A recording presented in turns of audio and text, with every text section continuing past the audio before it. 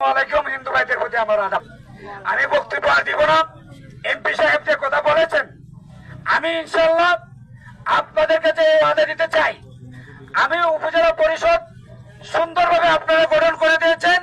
আমি উপজেলাবাসী chairman, vice chairman সহ MP সাহেবের মাধ্যমে যা যা কিছু করণীয় ইনশাল্লাহ আমি করব। আমার আইডি থেকে এমপি সাহেব তো বলেন, আমার আইডি থেকে আমি কাইয়ুম তরফদার আইডি থেকে কি কি পাইছি বরাদ্দ পেশ করবো। দুর্নীতি ইনশাল্লাহ আমি কাইয়ুম তরফদারের মাধ্যমে দুর্নীতি হওয়ার সুযোগ দিব। রাজা পাইব আমার বাচ্চা কাচ্চার হক যদি আপনাদের জন্য বরাদ্দ দিব। আর আমার এমপি সাহেবের কাছে আমার অনুরোধ, আপনি আপনারা বরাদ্দ এনে দিবা, আপনারও সহযোগিতার প্রয়োজন।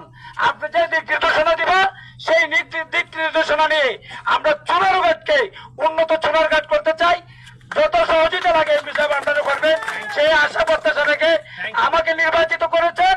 আমি আপনাদের ঋণী হয়েছি, সেই ঋণ পরিশোধ করার আমি এমপি মহোদয় এমপি সাহেবকে নিয়ে উপজেলা চেয়ারম্যান সাহেবকে ইনশাল্লাহ পরিষ্কারের ব্যবস্থা করবো। আসসালামু আলাইকুম। একটা জিনিস নয়,